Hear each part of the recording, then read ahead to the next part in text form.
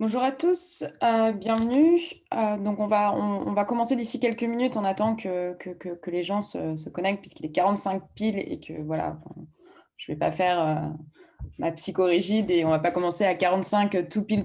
Mais en tout cas, voilà, on est heureux de vous accueillir à ce nouveau webinaire donc, organisé par Bluesun.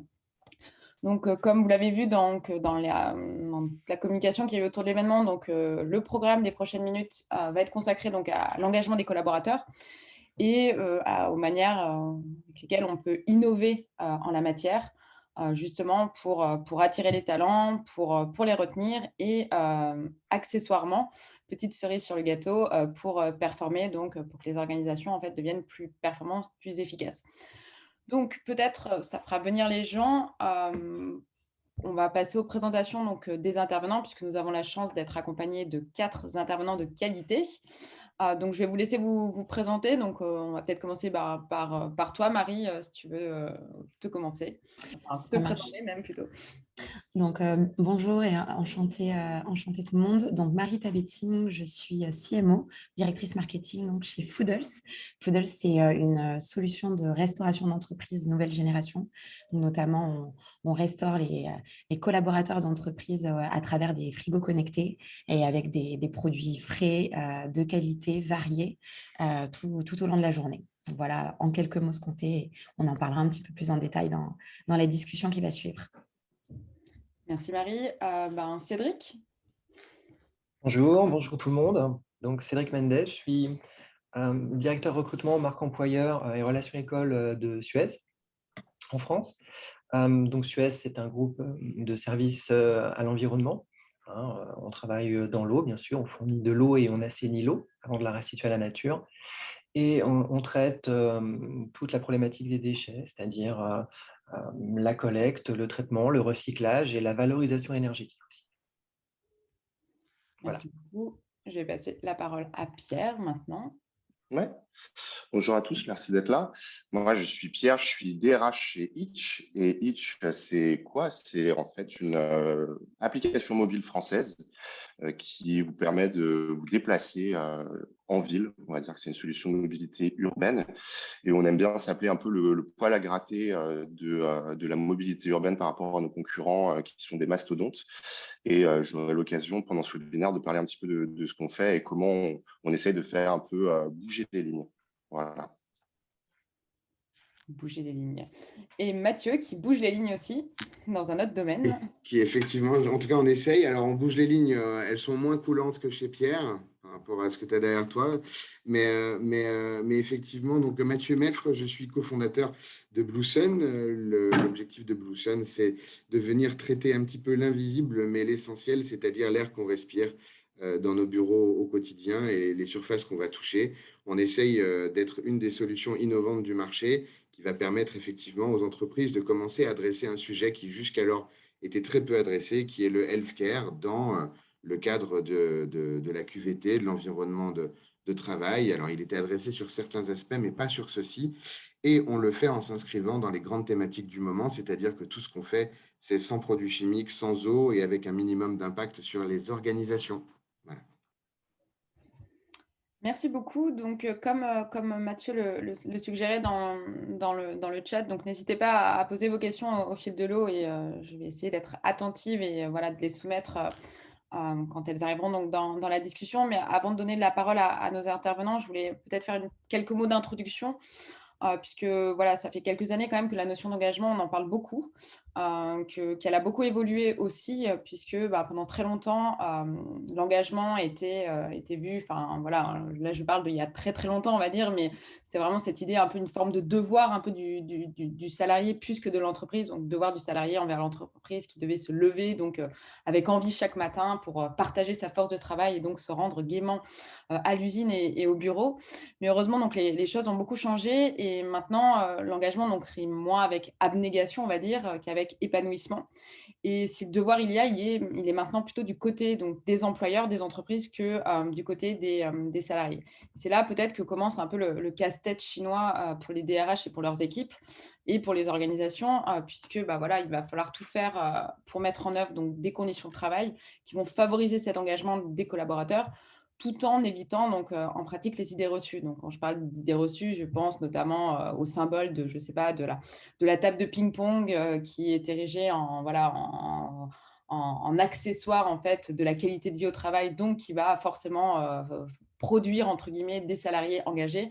Mais voilà, on va bien voir qu'il faut aller au-delà de ça et que justement que l'innovation, la question de l'innovation est hyper importante, d'autant plus que l'engagement et QVT maintenant fonctionne donc, comme un cercle vertueux puisque l'épanouissement du travail du collaborateur va amener un engagement accru vis-à-vis des tâches, des activités qui lui sont confiées, et donc ce qui va produire aussi plus de performance pour l'entreprise, etc., etc. Donc on est vraiment dans ce cercle vertueux, et ce qui fait que voilà, beaucoup de leviers sont à la disposition des entreprises.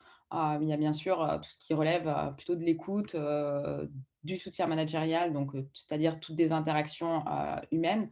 Mais il y a aussi donc la reconnaissance, donc qui va se manifester de différentes manières. Il y a aussi les baromètres. Voilà, donc tout un tas d'outils. Mais on se rend compte que voilà, il faut parfois aller un peu plus loin. Il faut avoir aussi donc des fois des produits, des services plus innovants. Parce que voilà, maintenant les collaborateurs peuvent faire aussi leur choix, leur marché de solutions innovantes pour rejoindre une entreprise par rapport à ces outils en fait de QVT. Et donc voilà, la conclusion avant de passer la parole aux intervenants, c'est que c'est vraiment cette idée en fait que l'engagement ne va pas se décréter et qui va se construire en innovant, en expérimentant, pour répondre donc aux attentes et aux spécificités de chaque collaborateur ou collaboratrice, puisque bien sûr, il faut aussi donc personnaliser les outils et les expérimentations qu'on peut leur proposer en matière d'engagement.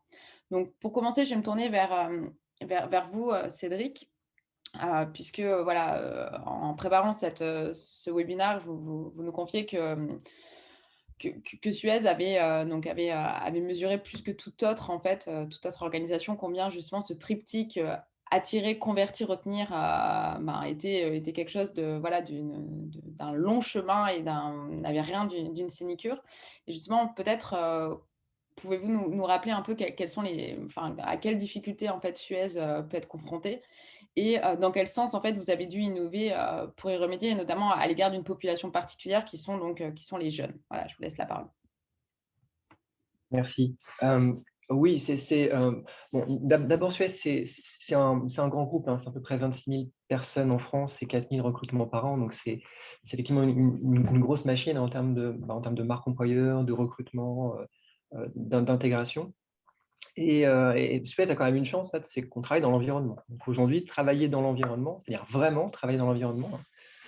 L'environnement, chez nous, c'est pas une caution, c'est notre métier de tous les jours. Donc travailler dans l'environnement, c'est une vraie chance et ça nous rend en soi attractifs. C'est-à-dire que voilà, aujourd'hui, on a des candidats qui régulièrement nous disent que notre activité fait la différence et qui trouvent du sens effectivement à s'intéresser à travailler chez nous, à exercer leur métier chez nous, plutôt que dans d'autres secteurs d'activité. Donc on part quand même d'une richesse, d'une vraie chance, hein, pour une entreprise comme Suez, avec à la fois un beau terrain de jeu, avec des postes à pourvoir et une vraie attractivité naturelle avec cette activité. Après, voilà, on n'est pas dispensé de marque employeur ou d'efforts, parce que encore faut-il savoir que Suez fait de l'environnement, ce qui n'est pas évident. Ce qui est étonnant, c'est qu'on a une forte notoriété, c'est-à-dire les gens connaissent la marque Suez, mais voilà, on doit travailler encore pour bien l'associer à l'environnement. Il faut que vraiment Suez soit équivalent à l'environnement, et pour se distinguer aussi de tous les autres, y compris des gros pollueurs qui utilisent aussi l'argument de l'environnement, et quelquefois en parlant plus fort que nous, avec beaucoup plus de moyens de communication. Donc c'est un petit peu un paradoxe qui nous impose, voilà, malgré tout, de rester actifs sur ce front-là. Et aussi une autre problématique qu'on sent vraiment très très forte dans le secteur de l'environnement, c'est que je ne sais pas si je vous demandais, par exemple, à vous tous, de me citer des métiers de l'environnement, quel type de métier on fait très concrètement au quotidien, je suis à peu près certain que vous auriez beaucoup de mal, parce que les gens s'imaginent que voilà, ce sont des métiers très très spécifiques, alors que finalement, ça reste une activité finalement industrielle, parce que pour traiter de l'eau, pour trier des déchets, recycler des déchets, ou faire fonctionner des centrales thermiques qui fonctionnent avec des déchets ultimes, hein, qui donc produisent de l'énergie verte, en fait, c'est un outil industriel qu'il faut mettre en œuvre et exploiter. Et pour ça, donc, on a besoin de compétences finalement assez classiques et on s'adresse à des populations de candidats qui n'imaginent pas une seconde que leur métier existe chez nous, hein, des ingénieurs méthodes et procédés, des logisticiens, voilà. Donc, c'est vraiment un challenge aussi important. Et c'est vrai que nous, notre particularité, enfin, notre priorité aujourd'hui, comme vous le disiez tout à l'heure, c'est vraiment cette population de jeunes. Aujourd'hui, on sait les attirer parce que on sait communiquer avec eux à travers des relations écoles, c'est-à-dire voilà, on sait s'adresser à des partenaires écoles, on sait se faire connaître de très tôt et finalement les toucher très tôt et leur expliquer qui on est, ce qu'on fait, qu'on a des métiers pour eux. Donc sur cette cible, finalement, on réussit à les faire venir en stage ou en alternance. Et nous, notre priorité, vraiment, ce sur quoi on travaille le plus en ce moment, c'est sur leur expérience, c'est-à-dire l'expérience qu'ils vont vivre chez nous durant ces stages et durant ces alternances. Et c'est là qu'on rejoint la notion d'engagement. C'est-à-dire on a envie que cette expérience, ils viennent chez nous se former, hein, on a envie que cette expérience soit positive, soit engageante, de sorte que voilà, on les recrute en sortie de leur cursus, en premier emploi. Et là, effectivement, il y a un travail à faire, à la fois en volume, parce que Suez voilà, a besoin de renouveler ses générations. Très clairement, c'est un fort enjeu chez nous. On a besoin de recruter davantage de jeunes, rajeunir effectivement notre effectif. C'est essentiel. Et donc, on investit beaucoup sur ces sujets. Et voilà. Et nous, notre question aujourd'hui, c'est comment on fait voilà, pour engager ces populations. On a plus de 1000 alternants, par exemple, par an qui nous rejoignent. Comment on fait pour leur faire vivre une expérience voilà, assez exceptionnelle pour que voilà, on arrive à les conserver. Et tout ça, c'est en fait un travail sur toute une chaîne, depuis finalement les premiers contacts jusqu'au recrutement, l'intégration, la formation, le suivi, la conversion en emploi et même le off-boarding, c'est-à-dire l'accompagnement au-delà. Hein, si on n'a pas su ou pas pu les garder, comment on les aide malgré tout à intégrer le monde du travail. Donc ça, c'est tout notre travail avec voilà, on essaie de se montrer innovant aussi sur ce qu'on leur apporte, ce qu'on leur propose pour voilà, se différencier et tout simplement les faire se sentir bien chez nous. Super, on aura, je pense, l'occasion de revenir justement sur les outils peut-être plus précis au cours de la discussion. Mais je vais me tourner maintenant vers Pierre, puisqu'on peut imaginer que Hitch non plus n'a pas forcément de difficulté à attirer les talents, puisque Suez, donc, avec ses partenariats écoles, les attire. Mais justement, vous, quelles sont les difficultés peut-être dans cette question en fait de l'attractivité aussi, parce qu'il y a des difficultés auxquelles quand même vous êtes confrontés et comment justement tout ce qui relève de la QVT peut faire partie, puisqu'on met souvent à l'index entre guillemets les startups en disant la QVT, bon voilà, quand je parlais tout à l'heure de la table de ping-pong, c'est un peu le cliché qu'on peut avoir sur la startup, en tout cas c'est l'idée reçue la première, mais justement comment la QVT en fait va faire partie intégrante de vos processus de sélection et donc de recrutement donc chez Hitch. Oui, tout à fait. Du coup, je vais faire un disclaimer tout de suite. Nous n'avons pas de table de ping-pong chez Hitch. Malheureusement, nous avons des murs avec une belle peinture qui dégouline, mais nous n'avons pas de table de ping-pong parce que c'est un parti pris. Et pour revenir, Marianne, sur ce que tu disais, où on peut penser effectivement que Hitch, on a des facilités à recruter, c'est pas du tout le cas. Voilà, disclaimer aussi, c'est pas du tout le cas. Je pense qu'il y a beaucoup d'entre vous qui regardez LinkedIn régulièrement et vous aurez remarqué que la guerre des talents fait rage sur le marché de l'emploi. On a énormément de difficultés à recruter quand même des profils, qu'on soit des grosses boîtes, des plus petites boîtes, des startups, des scale-up. Je pense que tout le monde a du mal à recruter les bons talents. Et effectivement, la QVT fait partie des éléments qui, pour nous, vont nous permettre de nous différencier sur le marché. Parce que, en fait, il y a depuis la crise sanitaire de 2020, je pense, de plus en plus de personnes qui sont vraiment attachées à cette notion de qualité de vie au travail. Il y a des sujets de télétravail qui rentrent en considération. Il y a de la nouveauté par rapport à ce qu'on avait avant. Heureusement, Hitch, on était habitué à ça parce que on a la chance et en même temps le malheur de recruter des développeurs informatiques qui sont très prisés sur le marché et qui en fait sont en avance par rapport à ces sujets-là, de se dire ok, je peux me permettre de choisir des métiers qui m'intéressent et des boîtes qui m'intéressent, qui sont en fait un petit peu en amont de phase par rapport à ces sujets-là. Et nous, on a décidé de prendre le pli de la QVT il y a maintenant plusieurs années, hein, depuis presque la création de la boîte sur certains sujets que sont l'autonomie, le télétravail, Et depuis plus récemment, avec le contexte sanitaire 2020 que l'on connaît tous, sur des sujets de QVT un peu plus larges, comme l'accompagnement sur la santé mentale, des sujets aussi de télétravail, comment on arrive à recréer du lien entre les équipes, parce que c'est un gros sujet qui est en fait, en gros, assez ouvert avec le télétravail, comment on crée du lien entre les équipes qui travaillent à distance, etc. Et pour ne pas simplement faire des projets qui sont un petit peu décorrélés des uns des autres, nous, on a décidé carrément d'axer notre marque employeur autour de ces sujets QVT, et peut-être que j'en parlerai un peu plus en détail tout à l'heure sur des sujets de la marque employeur et de la culture de la boîte. Mais en fait, je pars du principe et du postulat que pour que c'est vraiment un impact d'avoir une politique QVT dans son entreprise, il faut que tout le monde soit derrière, que tout le monde soit aligné, que ce soit les équipes dirigeantes, que ce soit les team members, pour que également les candidats et les candidates puissent accrocher et avoir vraiment confiance en ce qui est proposé par la boîte. Et nous, c'est ce qu'on a voulu faire. On a en fait carrément créé une culture et une marque employeur autour de ces éléments de QVT et d'une aventure saine qu'on a envie de proposer.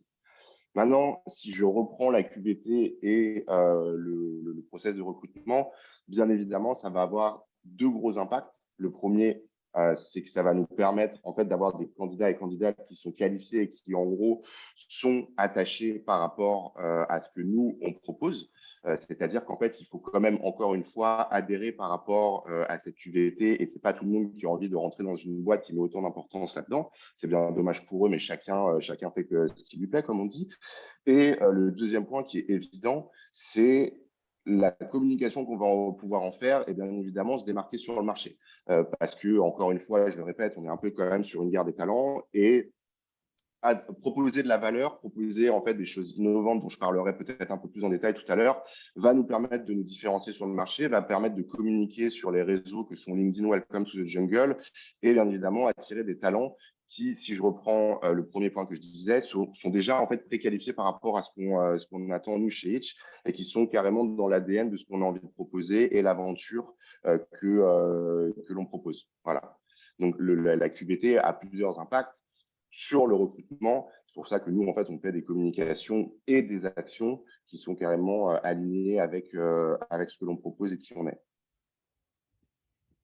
Super, très clair. Peut-être pour rebondir sur ce que tu disais, ça me permettra de faire la transition avec Marie.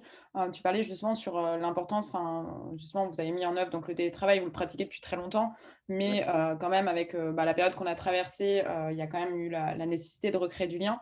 Et justement, c'est vraiment est évoqué Welcome to the Jungle. Si on regarde les offres d'emploi en ce moment sur Welcome to the Jungle, il y a, on peut être en hybride, on peut être en distanciel, on peut être en full remote, etc.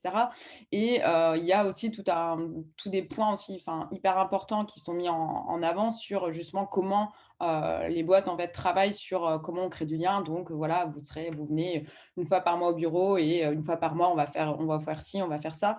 Donc voilà, donc il y a vraiment cette nécessité-là qui a été mise en avant et qui est comprise par les entreprises et qui est mise en avant. Et justement, Marie, vous, c'est la question à laquelle vous vous affrontez en fait au quotidien. Et justement, comment vous l'abordez, peut-être comment est né aussi le projet justement de Foodles. Est-ce que c'est c'est ce qui a motivé en fait le projet, et justement, pourquoi les entreprises aussi vous appellent? Est-ce que ça fait partie des points sur lesquels il faut agir et auxquels vous offrez une solution? Voilà, comment vous affrontez à cette question justement de recréation et de récréation aussi peut-être? Gros challenge, mais effectivement, en fait, chez Foodles, on s'attaque à un des axes forts de la vie en entreprise, et c'est la restauration des salariés, des collaborateurs. Donc, Dieu sait que c'est très, très important, surtout en France, mais partout, pour tout le monde. Et c'est un vrai élément, je dirais même, différenciateur de marque employeur.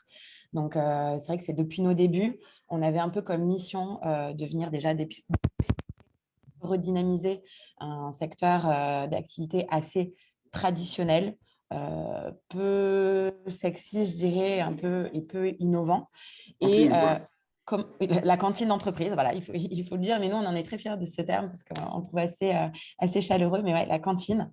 Et aussi, du coup, donc on a essayé de retravailler ça tout en maintenant des valeurs quand même de convivialité vraiment de ce que la cantine véhicule quand même aussi comme message, donc un lieu d'échange entre les salariés, vraiment de bons moments partagés. Et on a clairement senti que ce besoin un peu de renouveau s'était accéléré là depuis quelques années, et notamment en plus depuis la crise sanitaire, depuis un peu les nouveaux modes de travail. Alors comment nous, chez Foodles, en tout cas, on a réussi à s'attaquer à ce sujet de restauration d'entreprise, c'est déjà en proposant une solution plus innovante, comme le disait un peu Pierre tout à l'heure, flexible et en accord total avec les nouveaux besoins des salariés et des entreprises. Donc déjà, côté entreprise, le fait de rechercher une solution de restauration assez simple, sans gros investissements de départ, qui ne prennent pas trop de place dans l'espace. Pourquoi ? Parce que maintenant, les entreprises souhaitent aussi privilégier des espaces lieux de vie, des espaces vraiment de convivialité à proprement parler. Donc, vraiment trouver la solution qui fit bien avec ces attentes-là. Et côté salarié, qu'ils soient jeunes salariés ou plus anciens d'ailleurs, hein, mais donc répondre à des attentes en termes de mode de consommation. Je pense que notamment là, depuis les dernières années, on a tous développé un peu des nouveaux modes de consommer, de se restaurer. Donc, on va vouloir avoir accès à des plats frais, des plats variés qui répondent à une charte de qualité assez stricte, des plats où on a une certaine transparence sur les apports nutritionnels, sur la provenance un petit peu des produits. Et donc, tout ça avec un peu ces nouvelles solutions de restauration, c'est des choses qui sont possibles et en fait qui vont répondre clairement aux attentes des salariés, mais aussi des attentes au niveau un peu de la flexibilité, de l'accessibilité de la solution. Aujourd'hui, on le sait, et avec l'arrivée, certes, du télétravail, mais aussi du flex-office, des changements un petit peu de paradigme autour du travail. On veut être tous libres de pouvoir gérer son temps un peu comme on l'entend, et du coup, de pouvoir choisir de manger un peu à l'heure que l'on souhaite, de ne pas avoir forcément de contraintes. Et ça aussi, avec peut-être des solutions de restauration plus traditionnelles, c'était complexe. Maintenant, avec des solutions plus jeunes, plus innovantes, comme ce qu'on propose chez Foodles, c'est enfin possible. Et je dirais le dernier point, et ça peut faire aussi écho à ce que disait Cédric en tout début de webinaire, sur le fait que Suez, c'est un acteur qui traite, qui a un cœur de métier qui est sur l'environnement.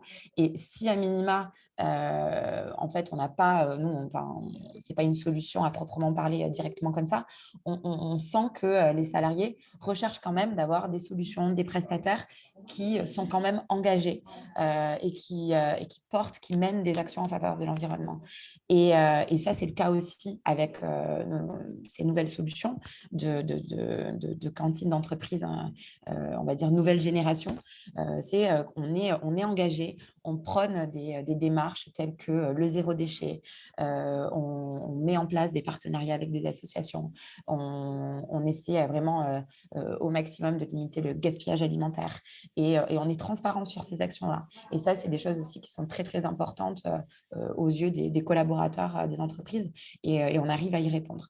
Donc grâce à on va dire à des solutions, à des acteurs un peu comme nous, aujourd'hui, enfin, tout cela est possible, et on peut être enfin au plus proche des attentes des salariés et des entreprises.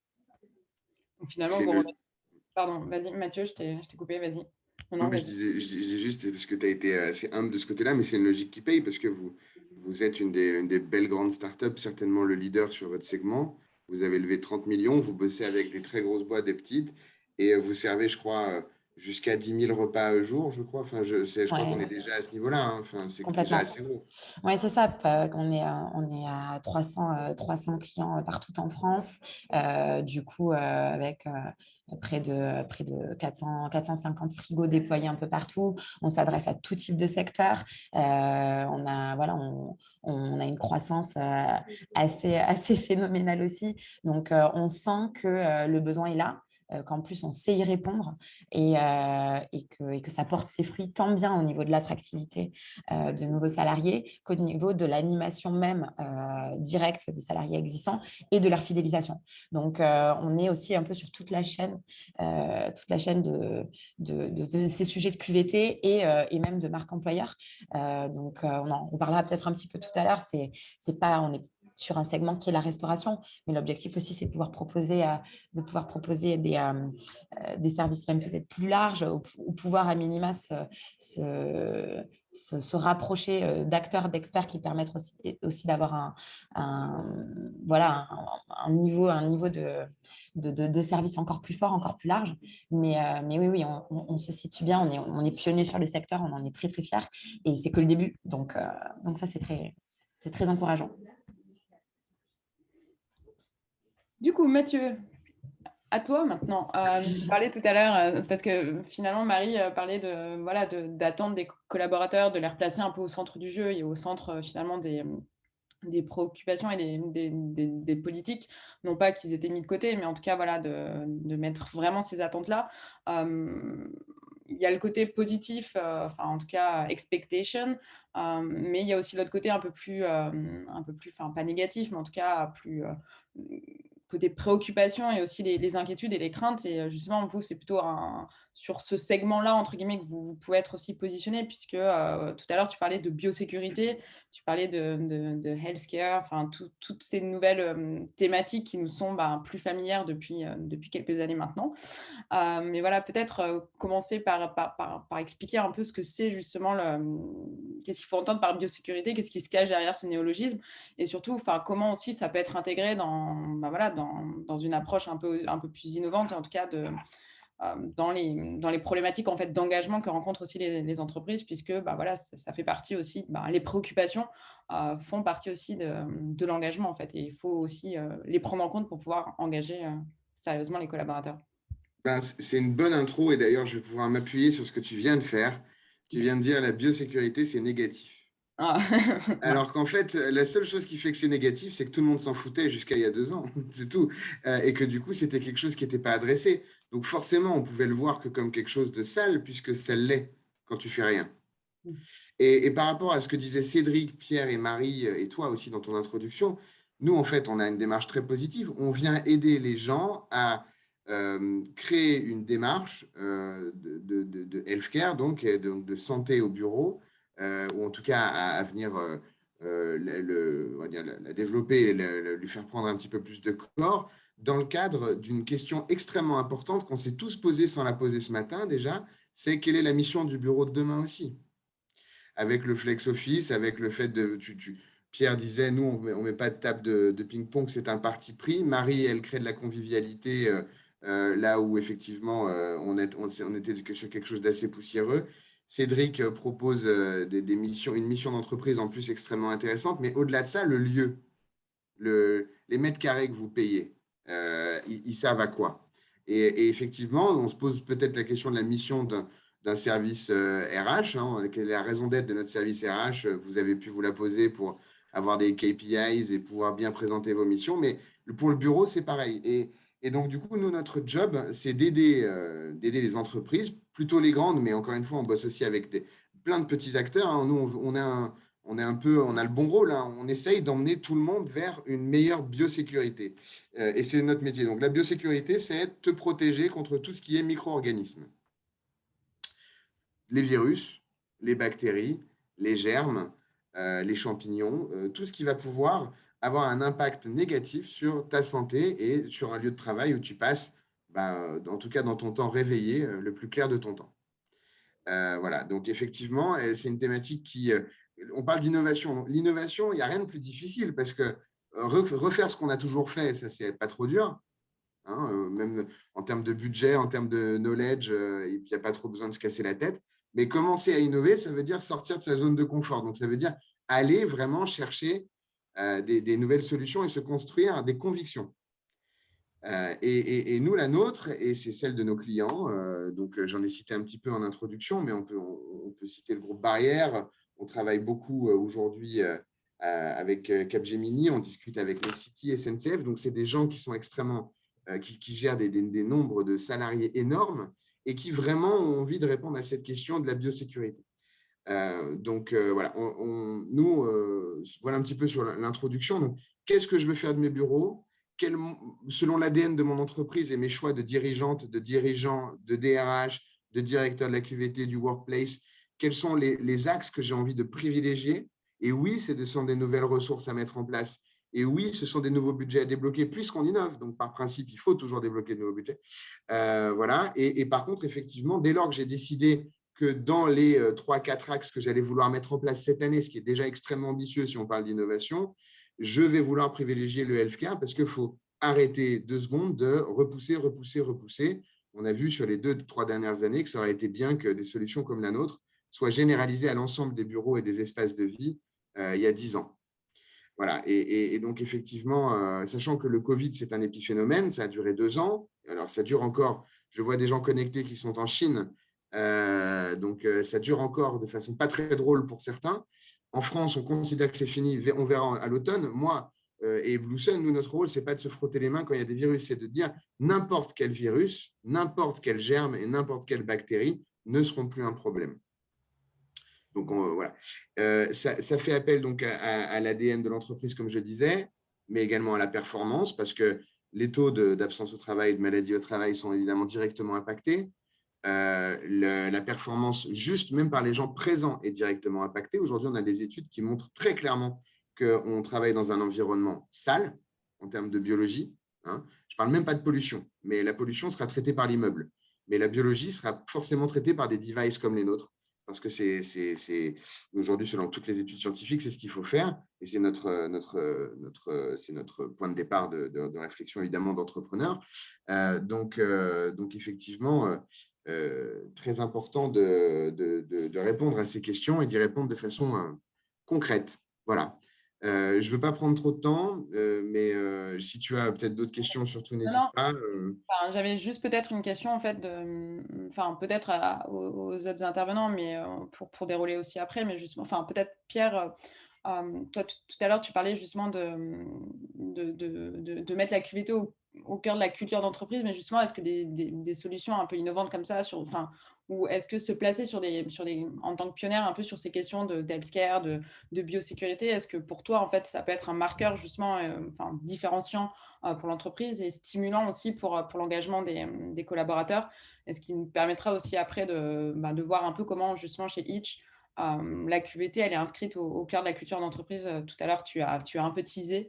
Donc, si tu peux déployer. Merci. Oui, tout à fait. Du coup, pour répondre à la première question, clairement, l'innovation fait partie intégrante de cette recherche de talents et de personnes pour qu'on puisse les engager et venir. Il n'y a pas de débat là-dessus. Sinon, je ne participerai pas, je pense, aujourd'hui à ce webinaire. Et en fait, nous, on joue énormément là-dessus. Il faut savoir qu'on a un rapport assez particulier au bureau, parce qu'il y a derrière ce que Mathieu vient de dire, le côté bureau et qu'est-ce qu'on en fait. On a un rapport qui est quand même assez particulier, puisque on pratique le télétravail depuis la création de la boîte, c'est-à-dire en 2013.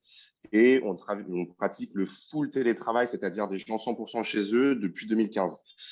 Donc, en fait, on était préparé, on va dire, préparé est un bien grand mot par rapport à la vague qu'on s'est pris en 2020 avec le Covid, mais en tout cas, on avait les bonnes pratiques de qu'est-ce que veut dire le télétravail en entreprise et un peu cette quête de sens et de culture pour que tout le monde fasse partie du même bateau. On aime bien s'appeler les pirates chez Itch, et en fait, essayer de faire que tout le monde, qu'on soit dans les bureaux dans le 11e arrondissement parisien ou à Toulouse, seul dans son bureau, tout le monde fasse partie de cette même aventure-là.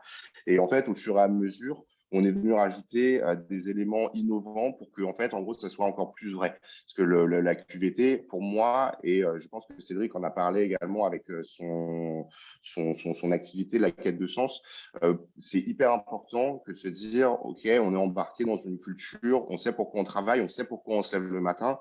Je ne sais plus qui c'est qui a dit au début de la présentation, on se lève avec la banane pour aller au bureau. Nous, c'est plus vraiment le cas chez Itch. Tout le monde ne vient pas au bureau, mais en tout cas, on a envie que les gens se lèvent avec la banane pour venir bosser et participer au projet qu'on met en place. Et pour arriver à ça et pour se dire quelles sont les bonnes pratiques, quelles sont les innovations importantes qu'on a envie de mettre chez Itch, pour qu'on soit innovant sur ces sujets-là et qu'à la fin, on arrive à attirer et retenir les bons talents, bah, ça fait partie de mon travail. Et pour cadrer ça, on l'a mis effectivement, comme je disais, à travers notre marque employeur qu'on a définie il y a maintenant 2 ans avec toute la boîte. On a fait un très gros workshop, parce que je le répète encore une fois, je l'ai dit tout à l'heure, mais je pense que c'est hyper important que cette QVT et ces actions qu'on met en place soient reliées vraiment à une politique globale, qu'elle soit RH ou encore mieux vraiment des dirigeants d'entreprise. Et nous, c'est ce qu'on a fait. On a pris l'intégralité de nos équipes, on a dit, OK, each, qu'est-ce que ça veut dire? Pourquoi tu as rejoint la boîte? Pourquoi tu restes dans la boîte? Et en fait, ce qu'on a défini tous ensemble, c'est pas de la magie ou en tout cas des tricks que j'ai joué de mon côté people, parce qu'on est un peu zéro bullshit dans la boîte. C'est de se dire, en fait, non, c'est vrai, la boîte met vraiment en place des sujets qui sont sains, mais vraiment un environnement sain en place pour qu'en fait, on soit une aventure, parce que beaucoup de scale-up et de start-up sur le marché sont des vraies aventures. C'est hyper prenant, mais en fait, de l'autre côté, on n'a pas envie que les gens fassent partie de cette aventure-là et qu'ils se crament. Parce que là, en fait, on est à l'opposé de la QVT. C'est horrible. Malheureusement, c'est ce qui se passe assez régulièrement sur le marché. Et nous, on n'avait pas envie de faire ça. Et on le faisait de façon, on va dire, spontanée avant 2020. Et depuis 2020, avec notre marque employeur, on s'est dit, OK, c'est vraiment une de nos forces. Et on a envie d'investir sur ces sujets-là via de la QVT, via des moyens innovants qui nous permettent en fait de rassembler tout le monde dans ce même bateau, d'embarquer tout le monde et de proposer la même aventure qui est saine, que l'on soit encore une fois dans les bureaux à Paris ou que l'on soit à Toulouse dans son bureau à travailler à distance. Et ça, cette marque employeur-là qu'on a définie, c'est simplement l'aventure saine et quelque chose qui en fait drive l'intégralité des projets people, mais pas uniquement, de la boîte quand en fait on a de la prise de décision. Et justement, vous avez recours à quel type d'outils? Je crois que tu nous parlais de questionnaires, mais est-ce qu'il y a Ouais. du baromètre? Tout à fait. Là, parce que c'est effectivement une bonne question que vous pouvez avoir. Vous pouvez me dire, ouais, Pierre, comment vous décidez des projets sur lesquels vous avez envie d'aller en gardant en tête un petit peu ce côté aventure saine. On a un côté dans la boîte hyper transparent. C'est-à-dire qu'en fait, on a énormément de touch points. Je suis désolé, je parle à moitié en franglais pour ceux qui détestent. C'est dommage, mais en même temps, des points de contact, ouais, cœur avec les doigts. Mes points de contact, ça sonne tout de suite moins bien, mais en tout cas, on a beaucoup de touchpoints avec à la fois nos team members, nos managers, mais aussi, si je reprends tout à l'heure ce que je disais sur les candidats et candidates, on envoie également des formulaires pour savoir, en fait, en gros, qu'est-ce qu'on fait bien et qu'est-ce qu'on fait mal et quels sont les axes d'amélioration. Parce que, heureusement, tout n'est pas dans la tête des gens qui composent la team people. On n'a pas réponse à tout.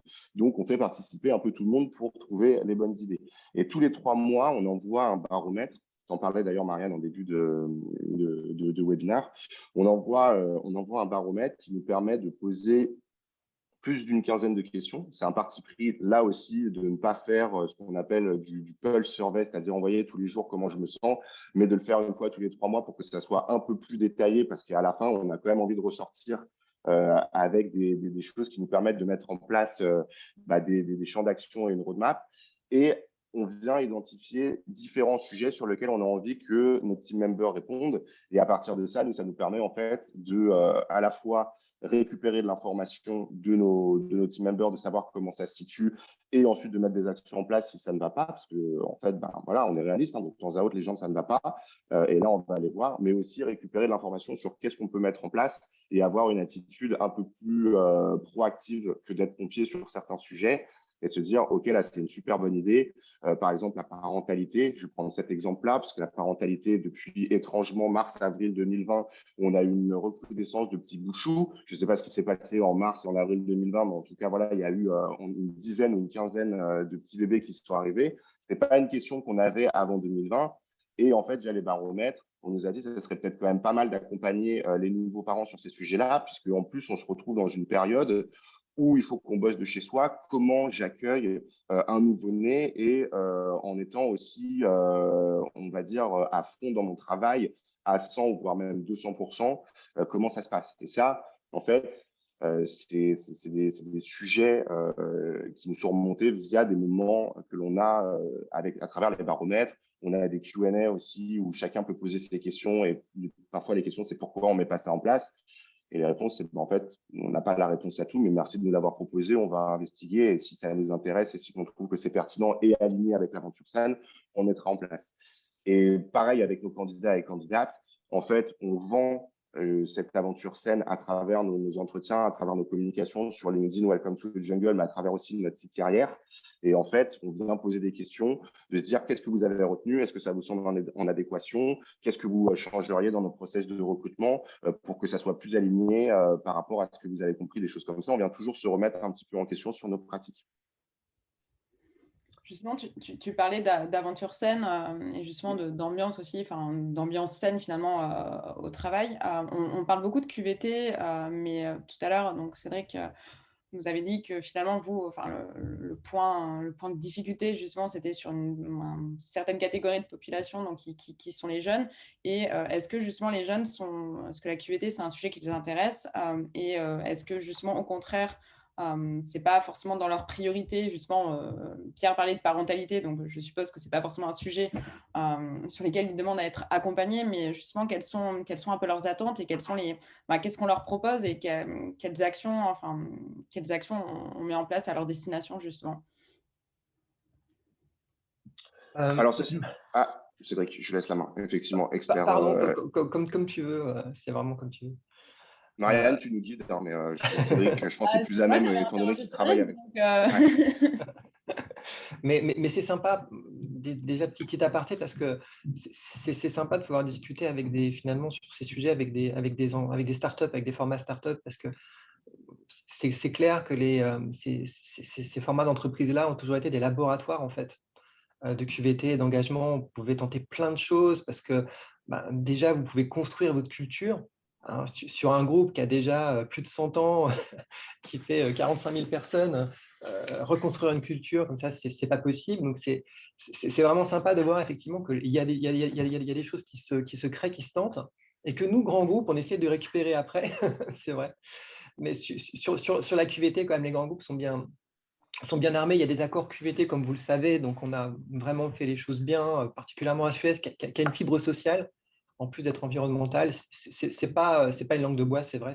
C'est une boîte qui a une vraie fibre sociale humaine. Et donc, du coup, on a été assez loin là-dessus. Mais c'est vrai que ce qu'attendent les jeunes, peut-être, comme vous le disiez, Marianne, c'est peut-être quelque chose de différent. C'est peut-être de la stimulation, de faire des choses intéressantes, enrichissantes, d'être stimulé aussi relationnellement au quotidien, de se sentir appartenir à un projet, d'avoir un impact. Tout à l'heure, j'en avais parlé de sens aussi. Le sens est important. Donc c'est vrai qu'on essaye effectivement, nous, de créer un engagement qui correspond finalement à leurs attentes. Donc, comme je l'ai expliqué, ils savent arriver, ils savent venir, ils viennent en nombre. Ils sont des centaines de stagiaires, plus d'un millier d'alternants. Notre problème, c'est qu'ils sont dispersés en fait en France sur des centaines d'établissements en fait. Et première chose à savoir, effectivement, quand on parle de grands groupes par rapport à des startups, c'est que je ne les vois pas, je ne les connais pas, enfin mon équipe non plus. Donc, ils sont finalement le premier vecteur d'engagement. C'est le manager, c'est le tuteur. Ce sont les équipes RH avec qui on travaille. Et donc, finalement, notre action, elle est fun. Je vais vous parler de choses qui sont très fun, qui sont très sympas, mais elle est limitée, forcément. Beaucoup reposent sur une culture qui existe. Est-ce qu'on a une culture accueillante? Est-ce qu'on a une culture sympa? Est-ce que de base, notre activité a du sens? Est-ce qu'on forme bien nos jeunes? Est-ce que nos tuteurs sont formés, sensibilisés effectivement à la cause de l'accueil des jeunes? Est-ce qu'ils sont investis? Est-ce qu'ils aiment ça? Est-ce qu'ils savent transmettre la passion, etc. etc. Donc, 80% des choses reposent effectivement sur nos RH et nos tuteurs. On essaie de les aider, on leur envoie du feedback aussi, on organise des sondages, des questionnaires qualité, on essaie de comprendre effectivement ce que pensent ces jeunes de leur expérience. On leur dit, est-ce qu'on réussit à les garder? On leur dit, voilà, qui ont réussi à garder, comment, dans quelles circonstances. Voilà, on leur donne ce feedback qui est très bon. L'année dernière, on a eu 4,5 sur 5 en termes de satisfaction des alternants et des stagiaires. C'est dingue, on est super content, donc ça se passe bien.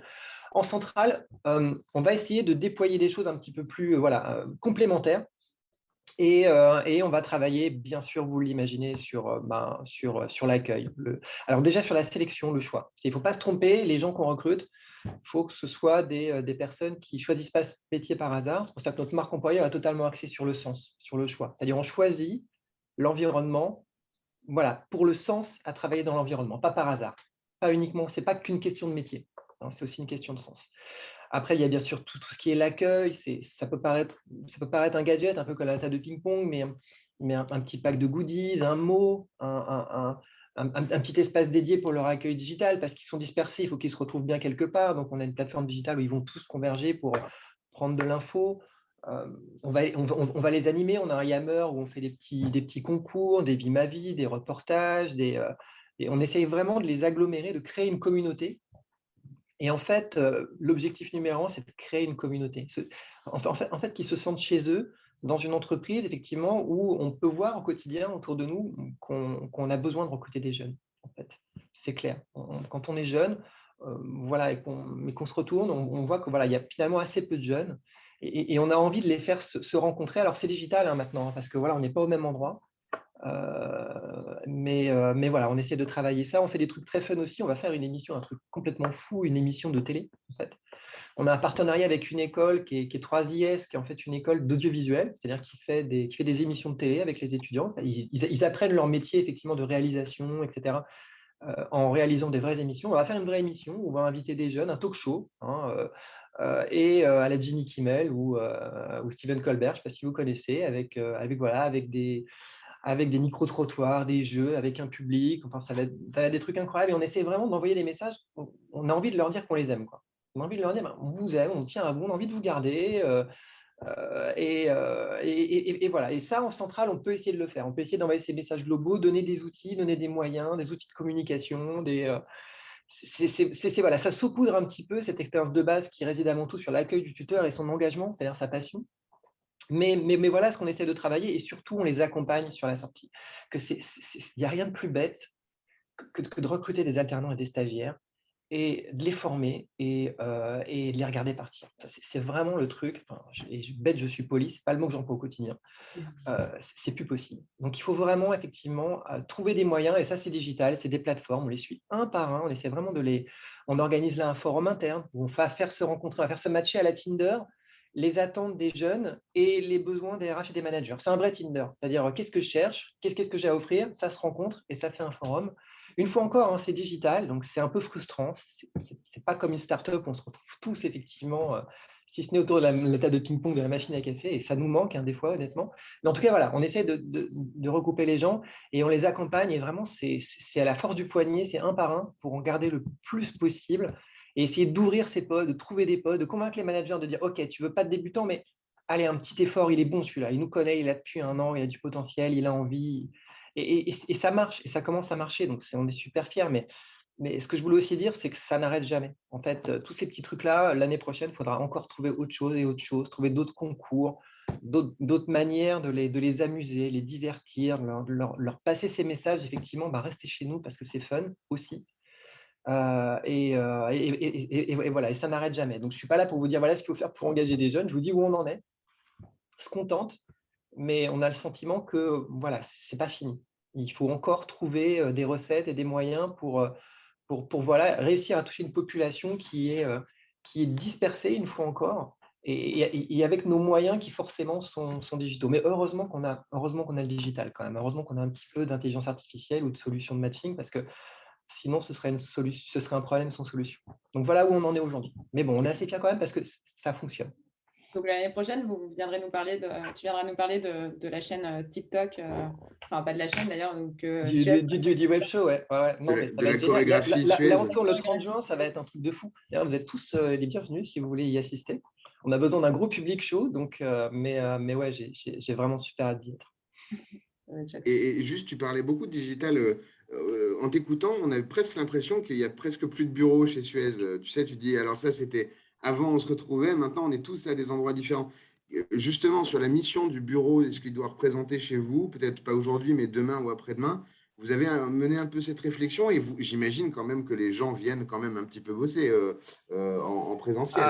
Oui, donc qu'on soit clair, on a un accord télétravail. Au niveau du groupe, il est de 2 jours de télétravail par semaine. Donc 3 jours par semaine, on est au bureau. Le problème, c'est qu'on n'est pas tous sur le même bureau. On est sur 150 bureaux, quoi, donc à travers la France.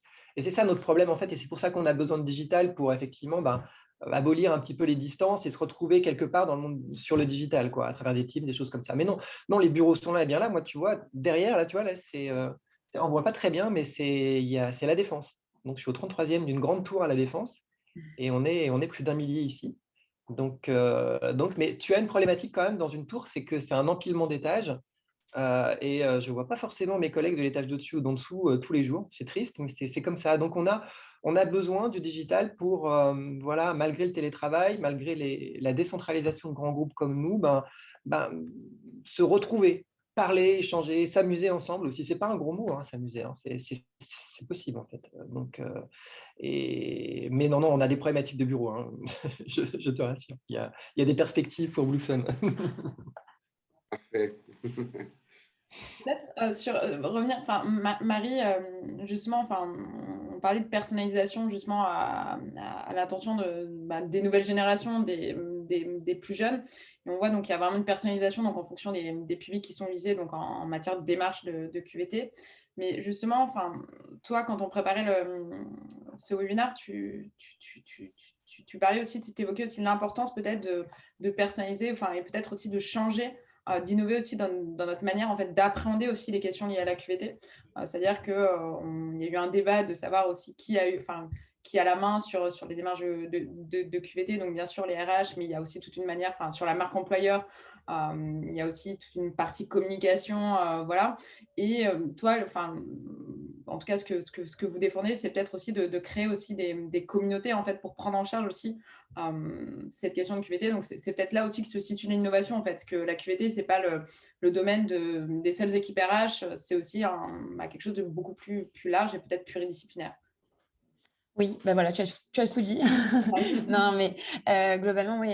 Enfin, en effet, en fait, moi, je pense qu'il est hyper important pour que chacun des acteurs qui œuvrent pour un axe assez spécifique de la QVT, et le cas de Foodle, c'est qu'on touche la restauration dans un but de convivialité, mais il faut qu'on arrive à pouvoir être en capacité d'aller un cran plus loin et de se rapprocher de partenaires ou d'experts pour créer une vraie communauté. Et ça nous permettra en fait d'être encore plus, de traiter le sujet de la QVT de manière plus complète et du coup plus efficace et pertinente pour l'entreprise.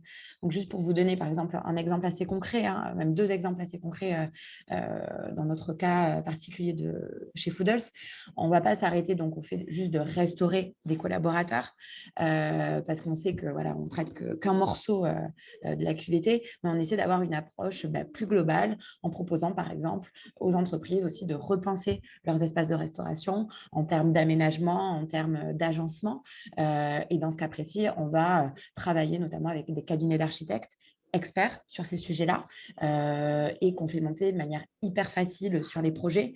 Donc voilà, donc on a vraiment développé un peu ce réseau, on a noué des partenariats assez forts avec ces types d'acteurs pour travailler main dans la main et proposer aussi à l'entreprise en question un peu des projets un peu clés en main.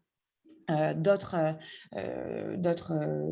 actions ou activations sur lesquelles on est aussi sollicité, c'est sur le fait d'animer la communauté. Et Cédric, on a aussi parlé justement tout à l'heure, le fait de renouer les liens, le fait de passer des bons moments ensemble. Nous, on nous demande vraiment de venir, créer des animations assez spécifiques avec pour objectif soit de parfois célébrer des temps forts, parfois juste de renforcer des liens, donc des activités de team building, etc.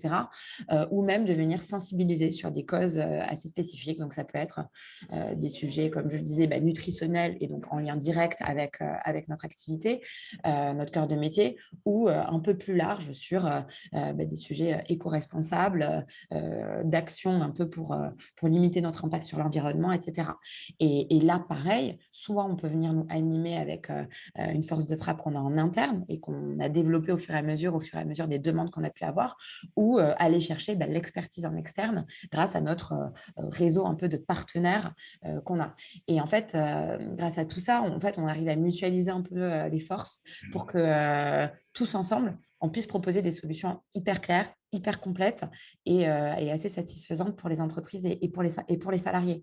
Donc oui, je pense qu'aujourd'hui, dans un monde où la qualité de vie au travail est un peu un enjeu inévitable et un sujet très, très important, il faut que les acteurs qui y répondent arrivent aussi à s'armer, en gros, à se rapprocher pour proposer des solutions assez complètes pour l'entreprise, pour que ça fasse sens, pour que tout soit aligné, quoi. Désolée, j'avais coupé mon micro. Mon voisin fait des travaux, a décidé, donc ça tombe bien, il reste 5 minutes. Donc c'est un bon timing. Mais peut-être Mathieu, pour terminer, mais enfin pas pour terminer, mais justement sur tout à l'heure, tu parlais de performance, tu parlais, on a beaucoup parlé aussi d'healthcare, est-ce que justement cette QVT comme enjeu pluridisciplinaire, pourquoi c'est une question en fait comment toi tu relis, comment tu en parles, comment on relie performance QVT, comment on parle de signature healthcare, qu'est-ce que c'est, comment on tient compte et comment on sensibilise aussi, et peut-être comment on évangélise aussi sur ces questions, puisque voilà, Marie, tout le monde, on est tous d'accord pour dire que la QVT c'est hyper important, que les entreprises, start-up, grands groupes, etc. tous s'y mettent, mais comment on prend en compte aussi tous les aspects aussi de la QVT, parce qu'on n'en a pas parlé, mais pendant qu'on préparait le webinaire, Pierre parlait aussi de la santé mentale, qui est quelque chose que vous mesurez, en tout cas dont vous tenez compte chez Itch. C'est un de vos gros engagements. Donc, il y a tout plein de questions, il y a tout plein de domaines, et comment on intègre tout ça finalement. Le voisin est là.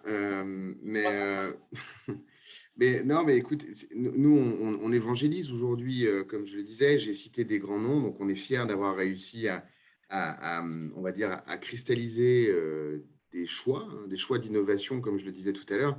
Choisir, c'est renoncer, on ne peut pas tout faire. On arrive en plus dans une période un peu particulière en termes macroéconomiques, donc on ne peut pas demander aux gens d'envisager de faire et la table de ping-pong que Pierre adore, et de gérer un petit peu mieux la biosécurité, et de faire un show sous la Tour Eiffel pour Cédric avec tout le monde, tout en évidemment en mangeant des très bons plats de chez Foodles. Donc, il faut effectivement se poser. Il n'y a pas de fatalité, et il n'y a pas de court-termisme à avoir. On n'est pas obligé de tout faire tout de suite. La question, par contre, c'est qu'effectivement, il ne faut plus voir les sujets de santé au travail sur cette partie de biosécurité comme des choses soit négatives, soit anxiogènes, soit basées sur la peur. Au contraire, on est aujourd'hui capable de faire des choses super, de purifier 99,9% de l'air que tu respires, de tous les virus, toutes les bactéries, tous les germes. Et encore une fois, de le faire sans eau et sans produits chimiques, et avec un impact extrêmement faible sur ton bilan carbone. Là, je regarde Cédric. Nous, je sais que quand on parle avec des grands groupes, c'est les moments où, en général, on passe très, très vite les premières étapes pour arriver rapidement sur de la collaboration. C'est effectivement quand on a réussi à coupler un besoin très important qui est de mieux protéger ses collaborateurs à, en même temps, des besoins plus, heureusement pas trop récents, mais en tout cas qui sont dans la tête des gens aujourd'hui, qui sont le bilan carbone et tout ce qu'on va faire. Donc voilà, il faut le faire avec un maximum de simplicité. Il ne faut pas d'impact sur tes process. S'il faut changer un filtre, s'il faut changer une machine toutes les 2 semaines, personne ne le fera, ou personne ne le fera dans la durée. Donc, il faut le faire aussi de façon simple et avec des machines qui sont un peu jolies. Et donc, nous, on a à cœur en fait de faire de l'expérience utilisateur jusqu'au bout, bien que nous soyons sur des purificateurs, qu'ils soient d'air ou de surface. Donc, on a gagné des concours de design internationaux par rapport à ça, et c'est très important pour nous. Donc, simplicité, efficacité, le beau au cœur de l'entreprise. Voilà. Et peut-être, moi, la façon dont je parle de la thématique par rapport à quand je le pitch, souvent, je l'inscris dans la durée par rapport à nous, notre stratégie. Nous, aujourd'hui, on fait des machines, des appareils qui purifient donc l'air que tu respires et les surfaces que tu touches. Je ne rentre pas dans le détail parce que je ne veux pas vous surpitcher. Aujourd'hui, c'est ce qu'on fait. Donc, on sait les produire, on sait les acheminer, on sait les emmener chez nos clients, et derrière, on sait évidemment, dans toute la qualité de production, certifier que tout fonctionne bien. Demain, ces machines seront connectées, donc dans toutes les solutions de smart building pour ceux qui gèrent des sites et qui gèrent des espaces un petit peu importants, ils sont aujourd'hui connectés à des solutions qui te disent, là, il y a 578 pièces où la lumière est éteinte, 312 où la lumière est éclairée, la température, le taux d'humidité, ainsi de suite. Donc, nous, la prochaine étape, c'est d'être connecté et d'être interfacé avec ces genres de solutions. Donc, derrière, on va pouvoir commencer à avoir un impact encore plus puissant puisque commande à distance, la data qui remonte, savoir effectivement combien de mètres cubes j'ai pu purifier dans l'heure et tout ça. Et enfin, il y a notre troisième étape qui est notre rêve, et on va se battre pour le réaliser, qui est d'avoir un impact ultra concret sur les pandémies. C'est-à-dire qu'on est aujourd'hui en train de travailler avec plusieurs chercheurs, on est encore plus dans un segment multispécialité que dans la QVT, puisque du coup, on va essayer de créer des détecteurs de virus dans l'air, qui vont pouvoir être capables de savoir s'il y a un virus dans l'air. Chers amis, il n'y a pas de virus, il n'y a pas de détecteur aujourd'hui dans l'air, ça n'existe pas. C'est pour ça que vous vous faites frotter le nez quand vous allez vous faire tester. Sinon, vous souffleriez dans un éthylotest. Et ça, juste au niveau de l'humanité, ça n'existe pas. Donc, aujourd'hui, il y a évidemment plein de chercheurs, d'équipes qui se mettent dessus, très talentueuses. Donc, nous, aujourd'hui, on est en ordre de marche déjà pour organiser ce qu'on appelle le tech transfert, donc travailler avec des équipes de chercheurs dans des universités pour faire en sorte de lancer une industrialisation. Et c'est ça, nous, l'histoire de BlueSun. Dans 5, 6, 7 ans, le temps qu'il faudra pour faire en sorte que cette technologie soit viable et industrialisable, de pouvoir, si on a 100 000 machines BlueSun en France, de pouvoir suivre en temps réel, avec ces 100 000 machines, une épidémie. Et de pouvoir évidemment rendre cette data complètement libre d'accès. Et que chaque personne, comme Cédric ou Pierre, qui doit driver du people au quotidien et gérer des politiques sanitaires, de pouvoir dire, tiens, dans cette salle de réunion, il y a quelqu'un qui a été malade. Je sais qui était là avant, je sais qui était là après, je vais pouvoir tout de suite isoler, évidemment de façon respectueuse de l'identité de chacun toujours, mais en tout cas, je vais pouvoir assez efficacement isoler les cas, s'il y en a. Donc, et ainsi de suite. Donc, effectivement, voilà la façon dont j'en parle. Aujourd'hui, les gens, ce n'est pas votre métier de penser à la qualité de l'air et c'est normal que ce soit un sujet un petit peu annexe dans vos vies, mais on va pouvoir vraiment changer les choses et améliorer les choses. Pour cela, il faut commencer dès aujourd'hui à s'inscrire durablement dans cette thématique ensemble avec des choses simples, des choses ESG, donc, qui sont vraiment en accord avec vos objectifs extra-financiers actuels, des choses belles et des choses efficaces. Voilà. Merci. Peut-être pour terminer sur… il y a une question justement, comment mettre en place une QVT, une démarche QVT quand les collaborateurs sont réfractaires? Peut-être Cédric, Pierre, je ne sais pas, est-ce que c'est une question à laquelle vous avez des éléments de réponse? Je vais malheureusement pas pouvoir répondre à 100%, puisque c'est une question que nous avons aussi chez Hitch. Et si Cédric, tu veux prendre la main derrière, tu peux y aller avec plaisir. Faut savoir que là, j'imagine, nous tous, on parle pendant ce webinaire, etc., de toutes les actions qu'on met en place et qui fonctionnent bien. Mais derrière, il y a aussi des gens je vais pas dire réfractaires, mais en tout cas qui ne mordent pas à ce que l'on met en place. Et ça, je pense que, en fait, pour pas que je ronge mon frein et que je puisse dormir la nuit, il faut en fait, en gros, que j'arbitre par rapport au nombre de personnes qui vont pouvoir vraiment bénéficier des actions qu'on met en place par rapport à d'autres personnes qui ne vont pas forcément mordre à ce qu'on va proposer chez Hitch. Et en fait, j'imagine que c'est un peu le même système que nous dans votre questionnaire avec le système de baromètre qu'on met en place tous les 3 mois. Il faut savoir que dans les baromètres que j'envoie, il y a effectivement beaucoup de personnes qui me disent super cool ce que vous mettez en place et voilà des nouveaux projets qu'on met, mais aussi on a d'autres personnes qui ne prennent pas ces éléments de QVT comme des gros piliers qui eux vont les driver. Et en fait, moi j'essaie de trouver des choses qui vont leur permettre de se dire ok, c'est hyper cool de bosser chez Hitch. Je ne sais pas si c'est la question qui est là, parce qu'il y a une dernière partie qui est plutôt on vous questionne sur l'impact de la QVT sur les hommes et in fine la performance. Je ne sais pas exactement ce que ça veut, ce que ça signifie en tant que tel. Si jamais Hugo, tu veux prendre la main pour expliquer un peu plus. Mais en tout cas, voilà, moi le système que je mets en place pour que je me dise ok, on a mis des projets en place, on est vraiment content. C'est poser la question aux personnes et en fait, chacun peut donner des avis et dans ces cas-là, c'est hyper participatif et je me dis, très bien, on répond à un besoin qui n'émane pas forcément d'un comité de direction ou simplement du team people, mais tout le monde. Et de deux, ensuite, j'adapte par rapport au retour que je vais avoir et je mets en place différents éléments qui vont permettre de couvrir les besoins qui vont être différents de tout le monde. Quand bien même on a un processus de recrutement qui est très basé sur la QVT et ce qu'on va proposer en termes d'aventure scène, je sais très bien que les mailles du filet vont pas être assez fines pour laisser passer laisser passer des gens qui en fait vont pas forcément être à 100% dedans et c'est fine. À la fin aussi, avoir une pluralité de profils dans la boîte, c'est pas mal et en plus de ça, ça me permet de me challenger moi sur des sujets qui ne sont pas uniquement QVT oriented, mais sur d'autres sujets aussi et je le prends plutôt bien, j'arrive à dormir la nuit. Je ne sais pas si ça a répondu à 100% et si Cédric veut compléter, mais en tout cas, voilà comment je le fais. Cédric, peut-être, je ne sais pas. C'est vrai que nos candidats et nos collaborateurs sont des clients difficiles.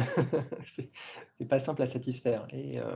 C'est vrai que ces arguments sont devenus des prérequis, hein, souvent. Hein.